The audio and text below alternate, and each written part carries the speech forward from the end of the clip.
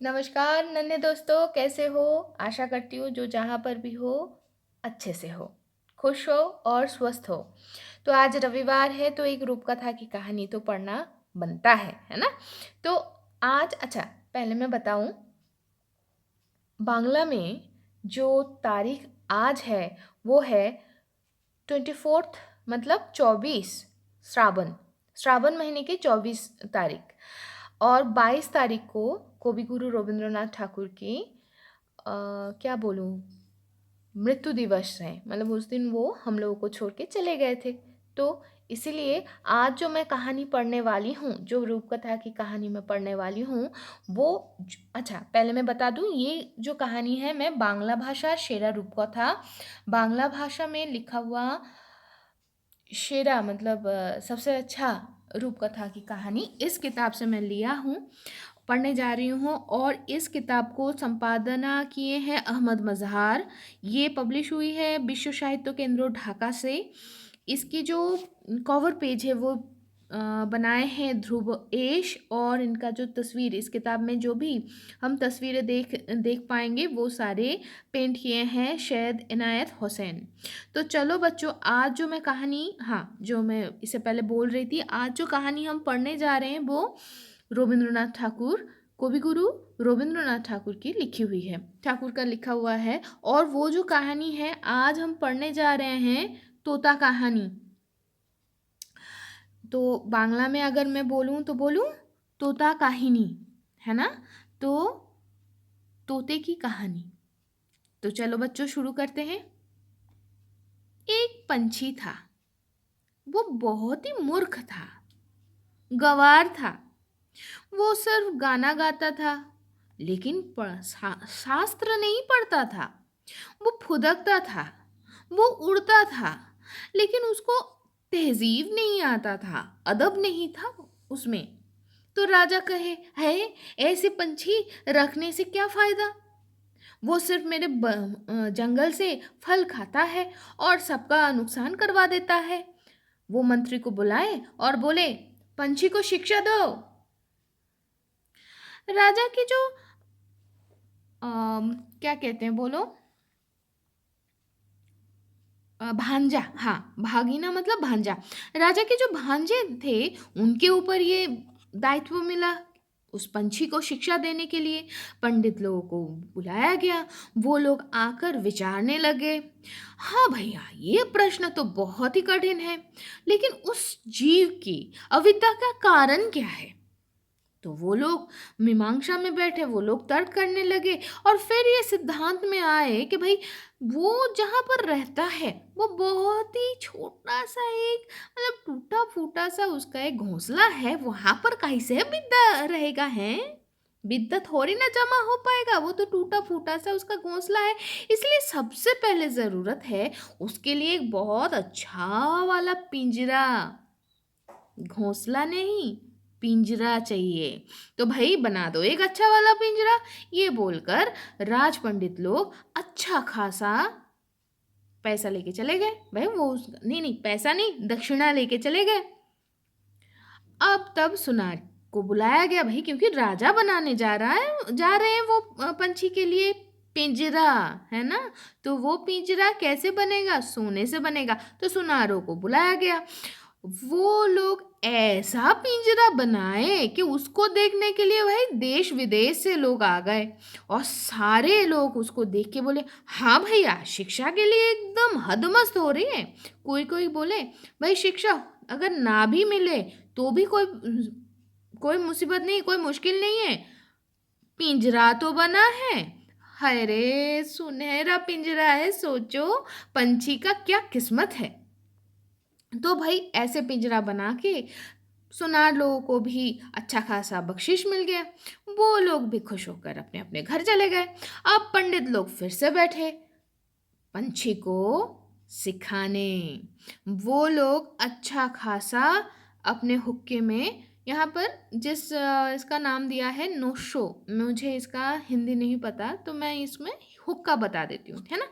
तो हुक्का लेके बैठे और फिर थोड़ा थोड़ा विचार करके बोले, भाई इस पंछी को अगर सिखाना है तो ये थोड़ा बहुत शास्त्र का कोई काम नहीं है भाई, पोथी एक दो का काम नहीं है, खूब सारे पोथी पढ़ाना पड़ेगा इसको। तो भाई भंजे लोग तब क्या करें? अब क्या करें? तो पोथीकार जो लोग लिखते हैं, लिपिकार लोगों को सारे बुलाया गया। वो लोग पहले पोथी, असली पोथी, फिर उसका नकल, फिर उसका नकल कर करके भाई पहाड़ बना दिए। कौन सा सही वाला था पोथी और कौन सा उसका नकल है अब तो समझ ही नहीं आया, लेकिन पहाड़ हो गया है, समझ में आया एक ही विद्या बहुत बार कॉपी हो चुका है। जो भी देखा वही उस पहाड़ को देखे, पोथियों का पहाड़ सोचो, और देखते रहा और कहने लगा शाबाश भाई, विद्या तो और पकड़ में ही नहीं आएगा, ये तो पहाड़ बन चुका है। अब लिपिकार लोग भी क्या किए, अच्छा खासा पारितोषिक लेकर, कैसा वाला पारितोषिक पता है? जो बैलगाड़ी है ना, पूरा भर के पारितोषिक लेके अपने अपने घर वापस गए। उनके घर पे और तो भाई दाना पानी का अभाव। फिर आप सोचो, पंछी के लिए सोने का पिंजड़ा बना था, अब वो थोड़ी ना थोड़ा बहुत वो बेकार वाला टूटा फूटा सा घोंसला है, तो भाई उसका ख्याल भी रखना पड़ेगा।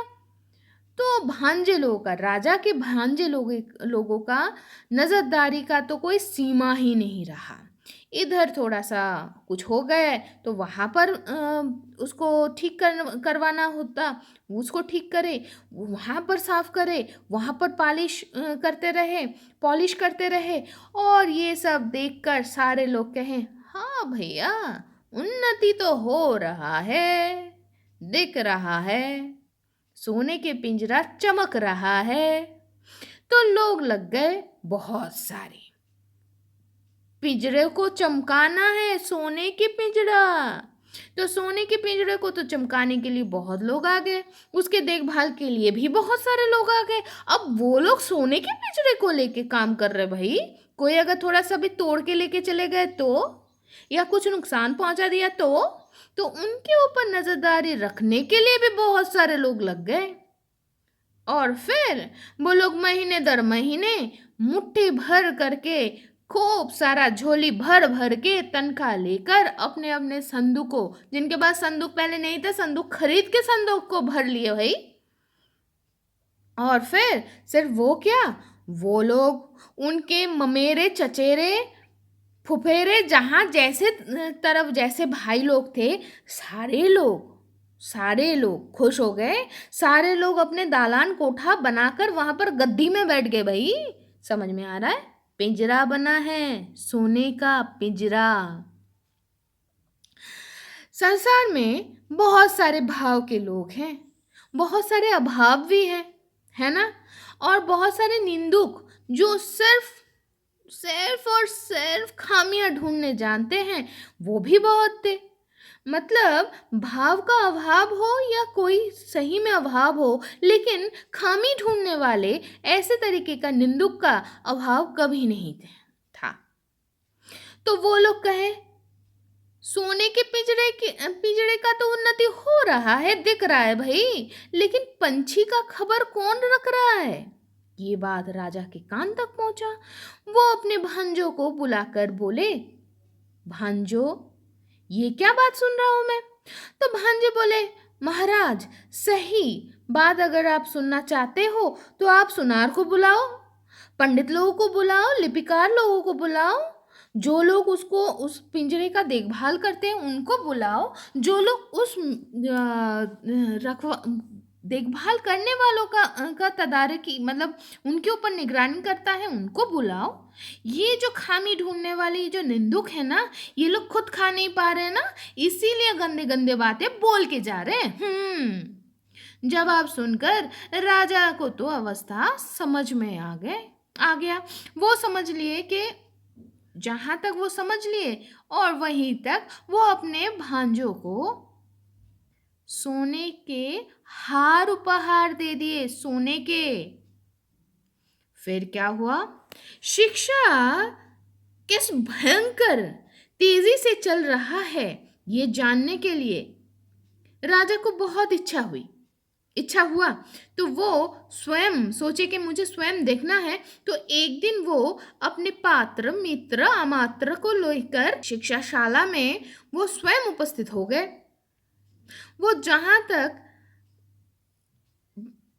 आंगन में प्रवेश करे वहीं कारा नाकारा शंख ढाक ढोल घंटा बांसी, मतलब क्या बोलो, बांसुरी दमामा मृदंग जगझंप सब कुछ बज उठा। पंडित लोग गला फाड़ फाड़ के अपनी चोटी हिला हिला के मंत्र पाठ में बैठ गए। अब शायद मंत्र पाठ कर ही रहे थे, हमें तो नहीं पता, लेकिन इतना तो पता चला जहां तक राजा घुसे वहां तक उनका गला फाड़ना भी शुरू हो गया। मिस्त्री मजदूर स्वर्णकार लिपिकार तदारक क्या बोलूं मेरामत करने वाले, जो पिंजरे के देखभाल करने वाले और उनके ऊपर निगरानी देने वाले, ममेरे चचेरे फुफेरे, जहां जितने प्रकार के पेड़े भैया थे लोग, सारे लोग बोलने लगे जय महाराज जी की जय। तो भांजे लोग बोले महाराज देख रहे हो कैसा वाला कांड हो रहा है यहाँ पर। महाराज बोले आश्चर्य, शब्द कम नहीं है बच्चों। तो भाई महाराज के भांजे बोले अपने हाथी के ऊपर चढ़ने लग गए। तो भाई हमारे खामी ढूंढने वाले भैया जी तो वो झाड़ी के पीछे ही थे। वो अचानक से धीरे से चुपके से बोल उठे महाराज पंछी को तो देखा नहीं, देखे हो क्या। राजा अचानक से उनको लगा कि हाँ भाई, जा हम तो भूल ही गए थे, हाँ पंछी को तो देखा नहीं। तो वो फिर से वापस आकर पंडित को बोले पंछी को तुम लोग कैसे सिखाते हो, मेरे सामने एक बार दिखाओ तो जरा। वो देखे, देखकर बहुत खुश हुए। कैसे सिखाते पता है, उस पंछी से बहुत गुना बड़ा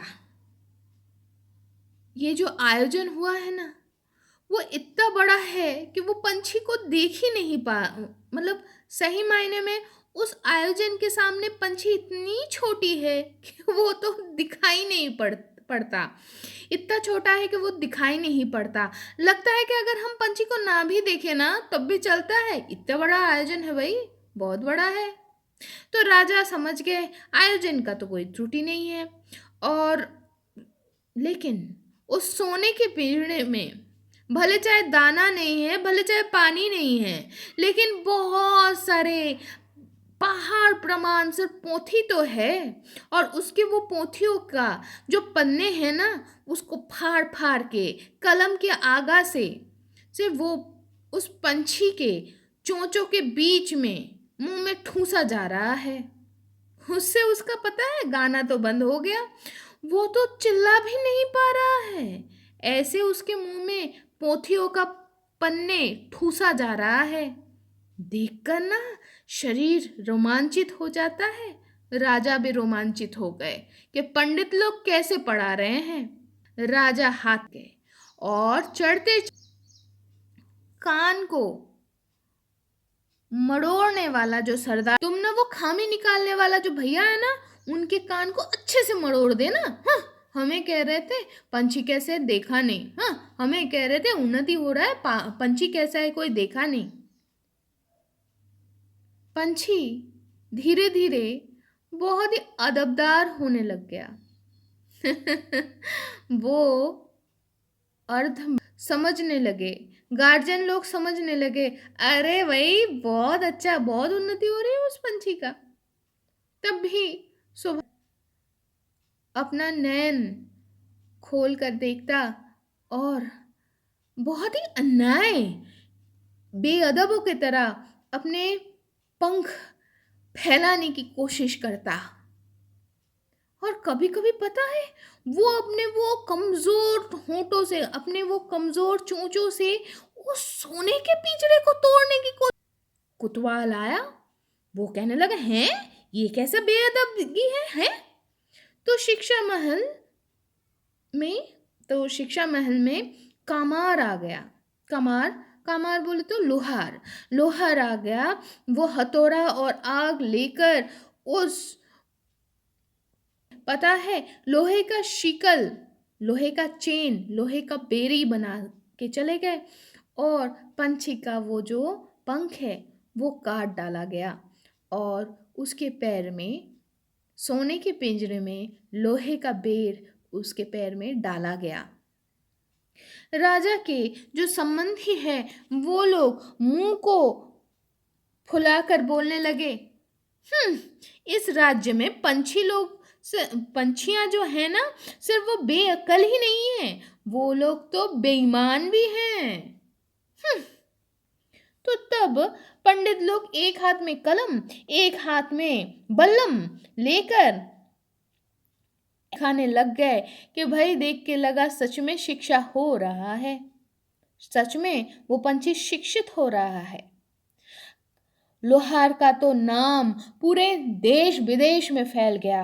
और लोहार की जो लुगाई है, पता है, वो तो क्या बोलूं, सोने में तो मुड़ गया पूरा, वो उसका ऊपर से नीचे तक वो लद गई। और कोतवाल का ये जो सही समय में सही निर्णय है वो लेने के कारण हमारे जो महाराज जी हैं ना, वो तो उसको पुरस्कृत कर दिया भाई। फिर कब मर गया कोई समझ ही नहीं पाया, कोई ख्याल ही नहीं रहा, किसी को ख्याल ही नहीं रहा, कोई ख्याल कर भी नहीं पाया। भाई काम करना है ना, सोने का पिंजरा है उसका देखभाल करना है, लोहे का बेर बैठाना है, तो का पन्ने ठूसना है, कितने सारे काम है भाई। कौन देखने जाता है पंछी जिए या मरे? शिक्षा तो हो रहा है। तो वो जो जो बदमाश, वो जो खामियां ढूंढने वाला वो भैया थे ना, वो अचानक से राज्य कर दिया, राष्ट्र कर दिया इंडिया। ये बात, पंछी मर गया। भांजा, भांजे को बुलाकर राजा बोले, भांजा, ये मैं क्या बात सुन रहा हूँ? भांजा बोले, महाराज, पंछी का शिक्षा पूर्ण हुआ है। राजा बोले, अच्छा, वो क्या फुदकता है? भांजा बोले, अरे राम राम, वो क्या उड़ता है? नहीं। वो क्या? राजा पंछी को दबाए, वो मुंह नहीं खोला, वो आवाज तक नहीं किया, सिर्फ उसके पेट में से ना पोथियों का वो सूखा हुआ जो पन्ने हैं उसका आवाज चलने लगा, खस खस। बाहर तब वो नव वसंत के दक्षिण हवा, और उसमें छोटे छोटे नन्हे नन्हे से पौधे उगने लगे थे, खेतों में, जंगलों में फूल खिलने लगे थे।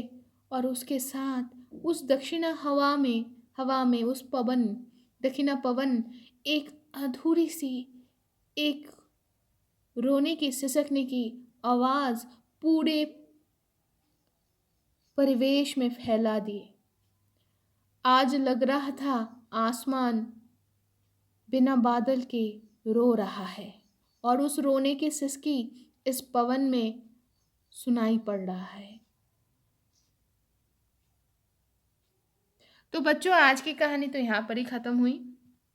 लेकिन आज की कहानी से अगर हमें कुछ सीखना चाहिए तो एक ही चीज़ सीखना चाहिए।